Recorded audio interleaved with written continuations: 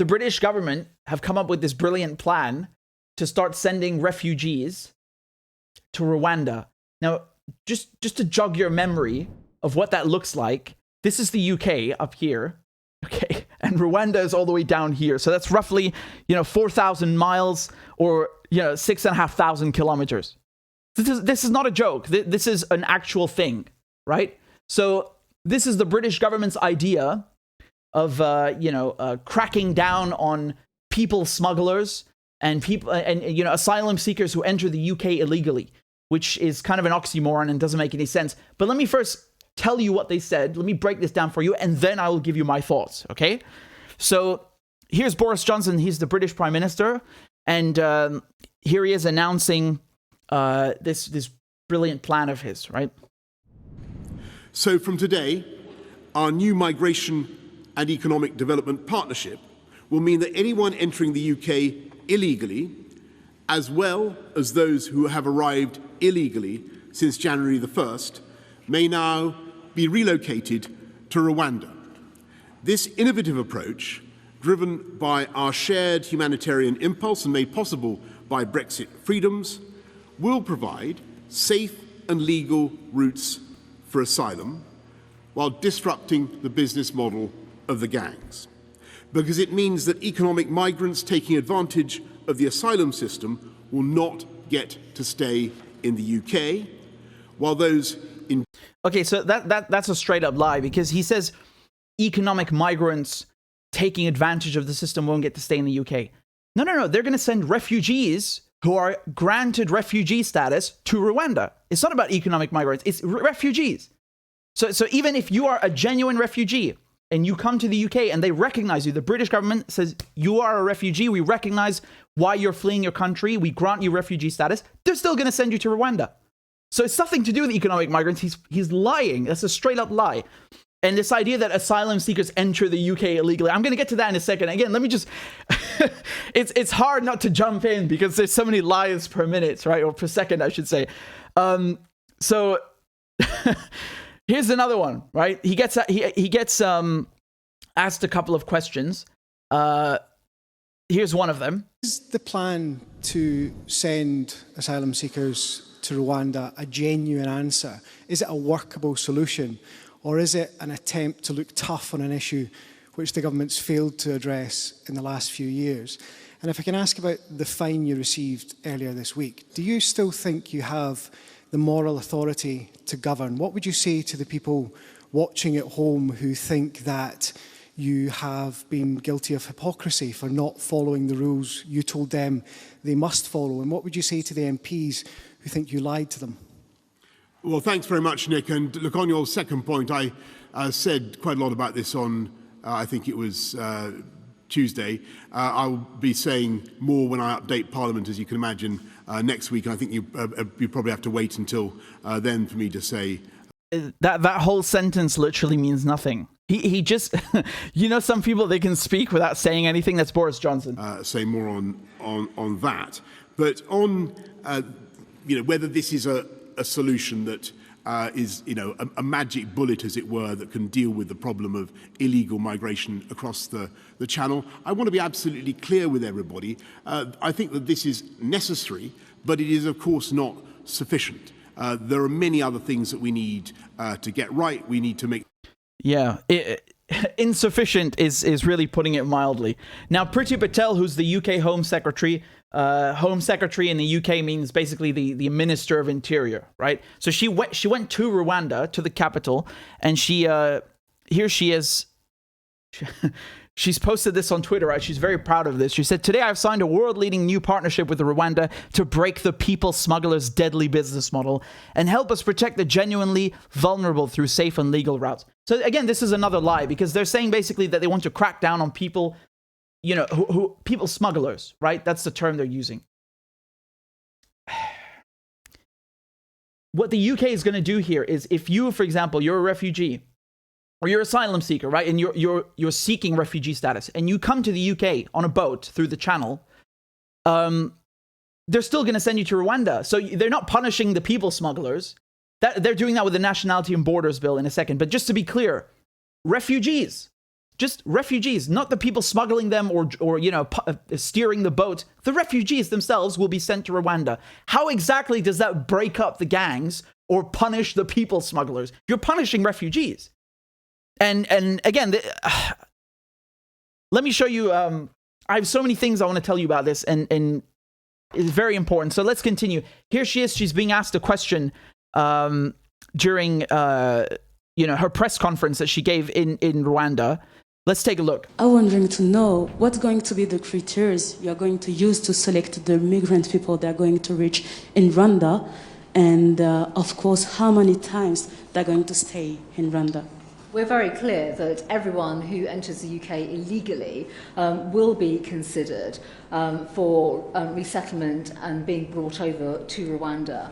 I'm not going to divulge specific criteria for a number of reasons, because quite frankly we are trying to break the model of the people smuggling gangs who use a range of ways in which to provide facilitation to our country and then obviously provide legal challenges to us as well. But the vast majority, I think it's important to say this, of people that have been arriving to the UK via illegal means such as small boats, via the people smugglers, you know, will obviously be considered to be relocated. So this is important because there's a big question right now whether the government wants to send males, single males under the age of 40 to Rwanda, or it's going to be, like she just said, everybody. They're not specifying, right? So we've heard conflicting messages. As a matter of fact, there's a government minister, so the refugee minister in the UK was asked about this plan yesterday. From Melanie in just yesterday, and apparently he wasn't aware of it. Can you believe this? Take a look. Barnstable. Could Lord Harrington possibly justify the idea of sending migrants to Rwanda for processing? Now, this has nothing to do with Ukraine, so this is slightly outside Richard's area of responsibility, but you are Home Office Minister. That is rumoured to be what is going to be announced in the next few days. Well, we haven't sent any refugees to... No, but you're thinking of doing it. That's the point. For people who are coming over from Calais, maybe. Why is that a rumour?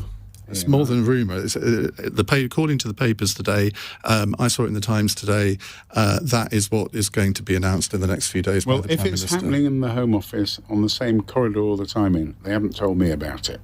But I mean, I'm having difficulty enough getting them from Ukraine to our country. There's no possibility of sending them to Rwanda. Okay. What do you mean they haven't told me about it? You're the refugees minister.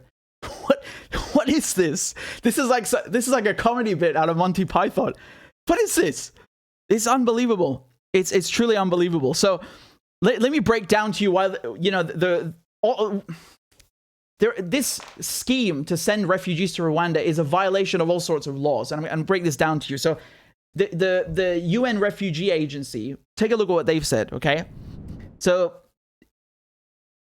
they said that people fleeing war, conflict, and persecution deserve compassion and empathy, right? They should not be traded like commodities and transferred abroad for processing, okay? And you can see here, this is a really good interview because they've asked the Home Office Minister whether he would move to Rwanda, right? So this once in a while you get a good bit of journalism in the UK. This is one of those times. Let's take a look. Amongst many. If you had to, would you move your family to Rwanda? If you had to, could you go and live in Rwanda? I don't think that is relevant. Of course it's relevant. Why is it? Of course it's relevant. Okay. If it's not good enough for you, why is it good enough for a Syrian or Afghan refugee? It's got to be somewhere that we think is safe. These are human beings. These are people who come to us for help. You're saying, I think you wouldn't go, would you? You wouldn't go to Rwanda, would you? Our position is very clear. Would you go to Rwanda? Would you live in Rwanda? Would you live in Rwanda? I am somebody who is a British citizen who lives in the United Kingdom. But if you had to, legally, would you live in Rwanda? That is not a direct comparison. Of course it is. Why are you asking somebody else to go live in a country that you wouldn't live in yourself? The situation with regard to Rwanda is that this is a country that has existing relationships with the UNHCR who place refugees in that country. But you wouldn't. Let's send thousands of people. What does that even mean? Rwanda has pre-existing relations with the UNHCR. So does the UK. The UK is not only signed the 1951 Refugee Convention. It's literally one of the countries that wrote it, and now they want to shirk their responsibility. I want to make something very clear. In Australia, you've had asylum seekers that were put in offshore detention centers for processing. So basically, they came to Australia to seek asylum, and the Australian government put them on Papua New Guinea or on Nauru. Okay, Nauru is an island, literally an island in the middle of the Pacific Ocean. And I've interviewed several of those refugees. They're on this channel. You can go watch the interviews. They were several years in those detention camps. Horrific stuff. And of course, private companies are making money from this. Billions, literally billions. And then they brought them to Australian soil and trapped them in the Park Hotel in Melbourne, right? That was the medevac scheme. Now, just last week, they've been freed, finally, all of the ones that are in the medevac in the hotels in Melbourne. But some of them were in detention for 9 years. 9 years being processed. What the UK is doing here is it's not only like shirking its responsibility to process asylum seekers, it's shirking the entire responsibility of taking in refugees. So again, let me be very clear. The UK is not saying we're going to process asylum seekers in Rwanda. It's saying refugees that have been granted refugee status will be sent to Rwanda. They will not live in the UK. We, the UK, signed the Refugee Convention. You cannot just decide we're not going to take in refugees. What does that even mean? This is ridiculous. Look, here's UNHCR, the UK. They said that experience shows these agreements are eye-wateringly expensive, often violate international law, lead to the use of widespread detention, and lead to more smuggling, not less. With this deal, the UK is looking to shift its responsibilities towards refugees, not share them. Right? So again, this is very accurate because if the idea is, okay, we're only going to send single males to Rwanda, well, then they'll just come with, their families. And then you're going to risk more people drowning in the channel, which is, they pretend this is their concern. They don't care about people. They don't care about refugees. The British government doesn't care. They don't want them. They don't want them at all. And they exploit their deaths as a reason to do this. You're not going to stop anyone from coming. They're just saying that the crossings will continue, but we're going to put people in Rwanda. You're not deterring them from crossing. And I want to make something very clear. You cannot seek asylum in the UK if you are not physically on British soil.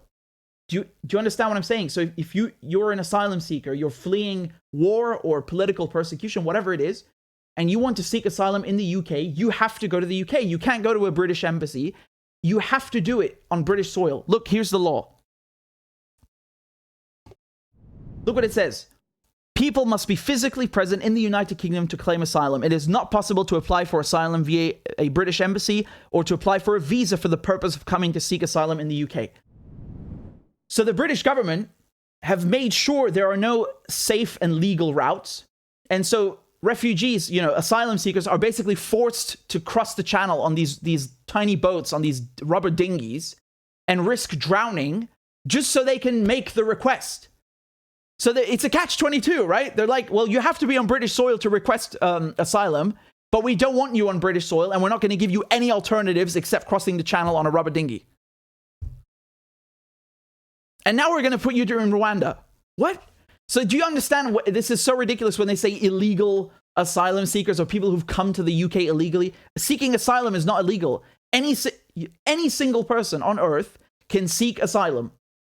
It's a legal process, right? So just by trying to seek asylum, that's a legal process. By definition, it's a legal process. So there's nothing illegal about coming to the UK on a rubber dinghy or whether you parachute out of a plane if you're seeking asylum, because you have to come to the UK to seek asylum in the UK. I can't believe I have to break this down, but it just shows you the level to which they lie, how disgusting they are. They basically demonize the most vulnerable people on the planet, people who have nothing, no money, who have no home, who are fleeing, who have most likely lost friends or they lost family in war.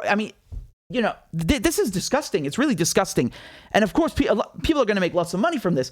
Look, just to remind you, in Australia with this offshore detention scheme, right?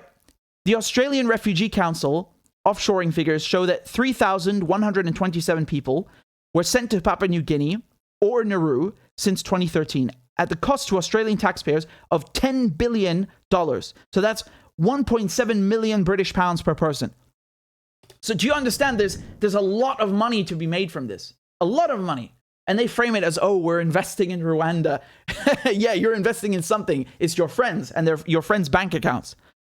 Let me show you where they're going to house people in Rwanda. What kind of facilities? This was from Sky News, so they filmed it. Let's take a look. They'll stay in accommodation like this block. Here, the government says they'll have their asylum claims processed before taking steps to rebuild their lives, potentially in Rwanda. This used to be a hostel, but it's already being prepared for the arrival of asylum seekers from the UK. There are 50 rooms in this block, including places to eat and sleep.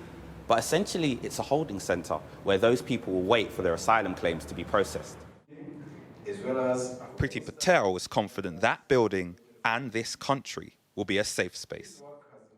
Australia have set up their own offshore processing system, and there are reports of self-harming and even people taking their own lives. How will you ensure the well-being of asylum seekers sent to Rwanda? Do you see that as a UK government's responsibility, or are you passing the buck? Australia is not comparable. This is not the type of arrangement that Australia had. Australia, as a sovereign country, obviously had its own arrangement.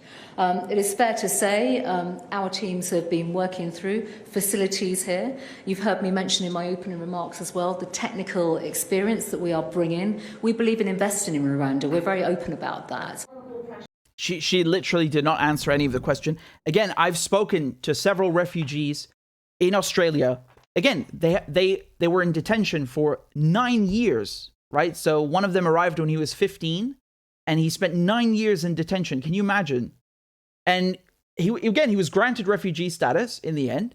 And he went to America, actually. The Australians resettled him. But my point is that they told me how soul destroying that whole experience was. And it's on the channel. Go watch the interviews I did, the episodes that I did. I talked about this whole Australian offshore detention scheme. Again, thankfully, those in medevac have been given. They've been set free now. They've finally been given visas, but they spent almost a decade, some of them, in detention for no reason, just to make money for corporations. Now, I just want to go back again to spell this out very clearly. The United Kingdom is a signatory of the United Nations Refugee Convention. That means the United Kingdom has a legal responsibility to take in asylum seekers and process those applications.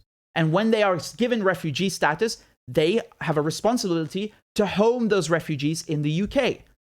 This is a fact. I'm not making that up. It's a fact.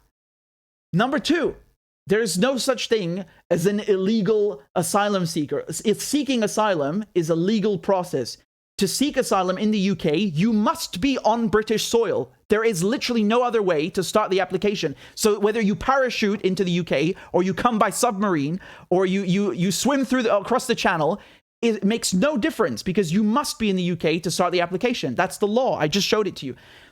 And number three, when they talk about economic migrants, the majority of people who came to the UK last year to seek asylum were given refugee status. So obviously that means that they're genuine refugees. Again, let me repeat that. The majority of people who came to the UK last year seeking asylum were given refugee status by the British government. That means the British government recognizes legally and officially that they are refugees. So that means this myth about economic migrants coming to the UK is a myth. The facts, the numbers just don't back that up. And even the BBC says this. Take a look.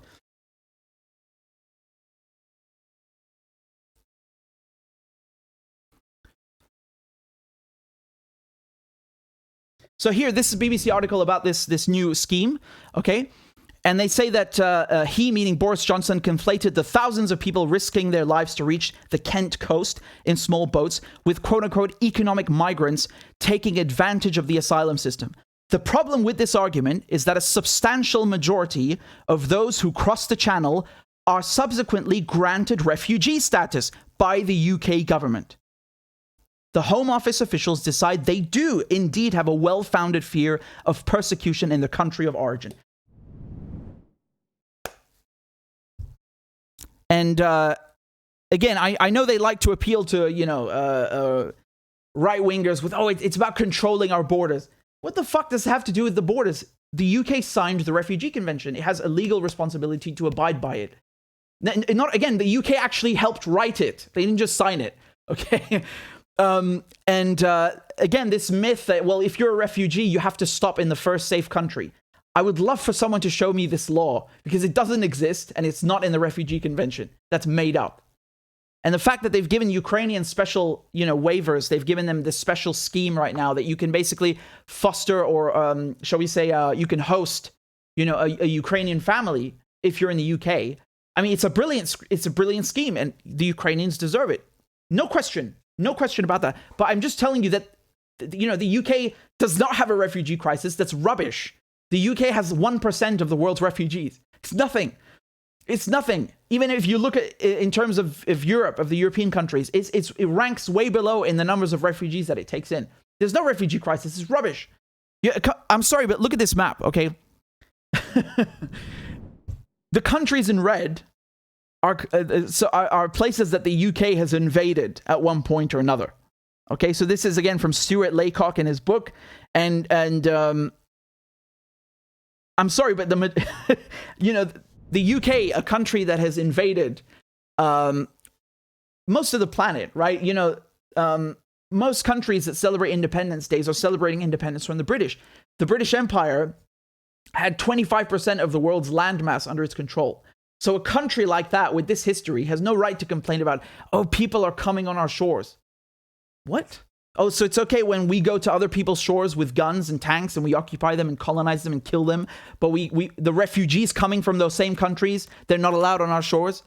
Get the hell out of here. Sorry, this is rubbish. And I see people who are against refugees. They're never against the wars that caused the refugees. Interesting. He's talking about the fact that some people are saying, well, you're claiming Rwanda's safe. Boris Johnson, he said that when he's announcing the scheme, he's saying Rwanda's safe and it's brilliant, blah, blah, blah. And just last year, the British government was saying, well, we're worried about Rwanda's refusal to, investigate alleged human rights abuses. So again, I think, honestly, man, this is a secondary issue. The issue here is that the United Kingdom has an obligation, it has a responsibility, a legal one that it's shirking. This is unacceptable. And the government is actually, it's not helping anything, right? With the Nationality and Borders Bill, this new bill that they might become law next month, which, they can use to strip you of your citizenship without even telling you, which is, very great, very totally not authoritarian. Included in that, they're going to give life sentences to people smugglers. So in this case, I'm assuming they're talking about the people who are, basically organizing the crossings, who are steering the boats. I don't know. But basically the people that are responsible for that, they're threatening them with life sentences. Now, whatever your thoughts are on that at least makes sense if you are really bent on targeting the people smugglers. But when you send the refugees, after you've recognized they are legally refugees to Rwanda, you're not punishing anyone except the refugees. You're not punishing the smugglers. That's rubbish. And you're not going to deter people from crossing the channel. As a matter of fact, you're probably going to make them find even more dangerous routes.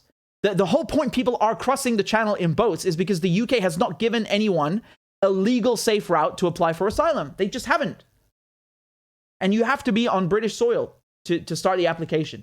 So there's no way around it. They're forcing refugees to risk drowning and then complaining about them, using this method that they've been left with no choice. I can assure you, man, it's like he just said, no one. I mean, think of the desperation that someone has to be in to risk drowning, traveling, thousands of miles, sometimes on foot, in terrible conditions, living in camps, just to get somewhere and start an application. Obviously, they have a valid, genuine reason for that. And it's not me saying that, it's the Home Office, because they have recognized most of the asylum seekers as refugees, right? Even the BBC says it. So obviously, they're real refugees. What Boris Johnson is trying to do here, what Priti Patel is trying to do here, is get rid of refugees. And they are lying to do it. They're lying about what the law says. They're lying about what international law says. They're lying about why refugees are taking these routes. And they're lying about who's going to be impacted. Lies after lies. And it's really disgusting. And on top of it, I can bet you anything you like, somebody is going to be making tons of money from this. Right now, they've said it's going to be 120 million pounds. Just watch how it increases over the years, the same way it did in Australia, right? Year after year after year, keeping these people in detention, that again, treating them like criminals, like a penal colony. Do you know where Nauru is? I've shown you, I've reported on this before, but you have to understand what's going on, what happened in Australia, right? Look, this is Nauru. Just look around it. It's nothing but blue. It's just in the middle of the Pacific Ocean, right? So Australia was basically sending anybody who came to seek asylum over here on this island, and some of them were there for literally years while their application was being processed. And then in the end they were recognized as refugees, but they had to go through this soul destroying experience just so some corporations could make money. It's disgusting. And so the government can appear tough on immigration. It's not immigration. Asylum seeking is not immigration. It's literally what it says, asylum seeking. And I think it's disgusting that countries like Australia and the UK that have invaded Afghanistan turn around and then say, oh no, you can't come to us, but we're going to come and destroy your country. What? Are you serious? So, it's okay for the British to land on, the shores of Iraq or Afghanistan and destroy those countries and occupy those countries, murder its people, coming with weapons. But if unarmed asylum seekers, refugees come to the UK, that's not, now you're offended, now you're upset.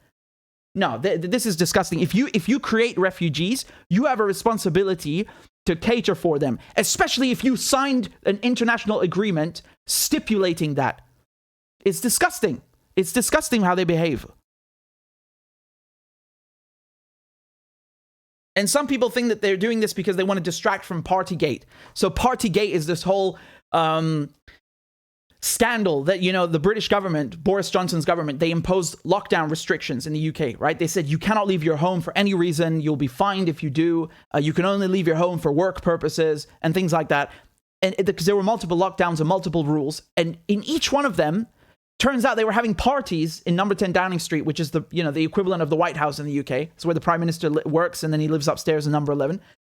So Boris Johnson and his cabinet were having parties while they were telling other people to isolate and that they can't leave home, they can't see their loved ones in the hospital, they can't go to funerals, they can't have birthdays. So, that they were fined just yesterday.